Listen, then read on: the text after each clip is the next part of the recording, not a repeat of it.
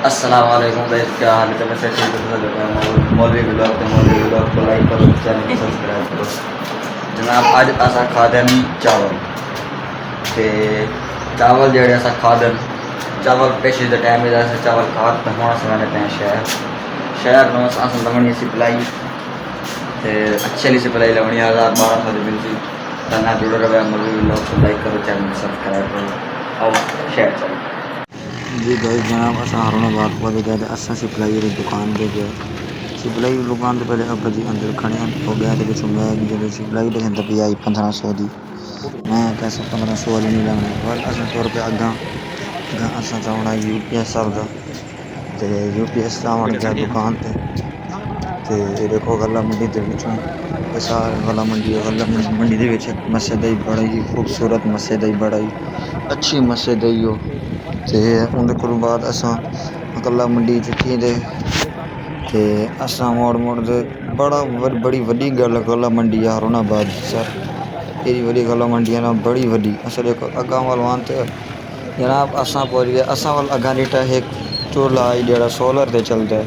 देखो चूल्हा सोलर वाला दूसरे चूल्हे बता रहे हैं वो भी यही होंगे। अच्छा, इसके ऊपर क्या क्या बनेगा? हर चीज़ ही बन जाती। 3-4 किलो का अगर किसी सब्जी वगैरह बनानी हो स्कूल बन जाए। ये कितना ग्रांट लगेगा? ये लेंदा 8 रुपये 2000 वाट के करीब लगता। 6 प्लेटा ने सड़ियाँ चल जाता ते होर की शे नाल जलावेंगे? और नहीं कुछ भी चलेगा।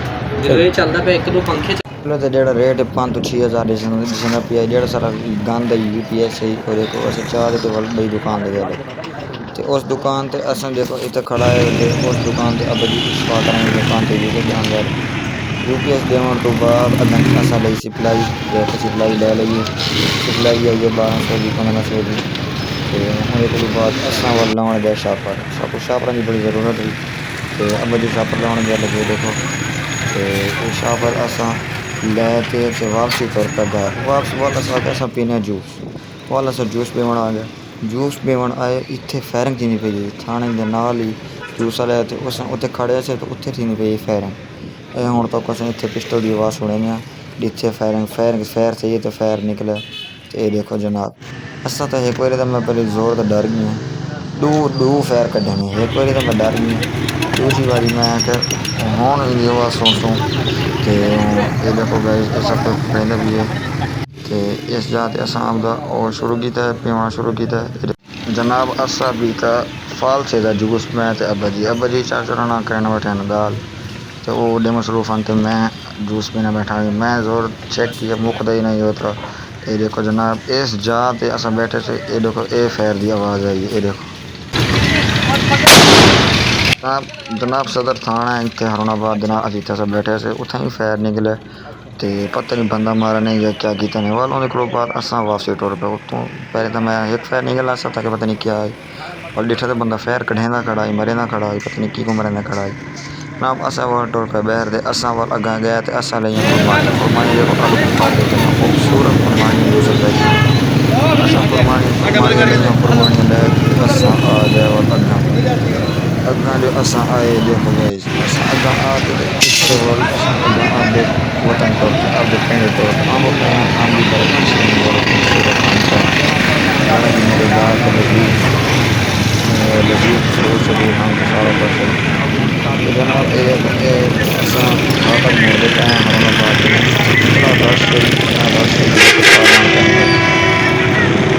असा और बड़ा मुश्किल ऐसे सौदा दुकान गया लगे थोड़ा काम है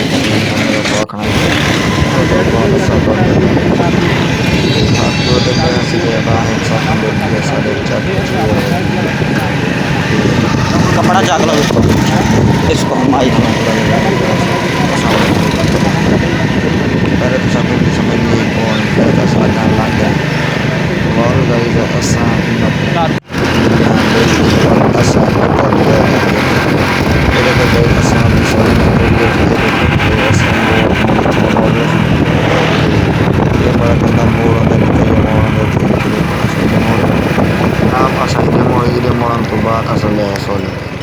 जनाब सारी वीडियो मौलवी ब्लॉग अच्छी लगे तो लाइक करो, चैनल को सब्सक्राइब करो।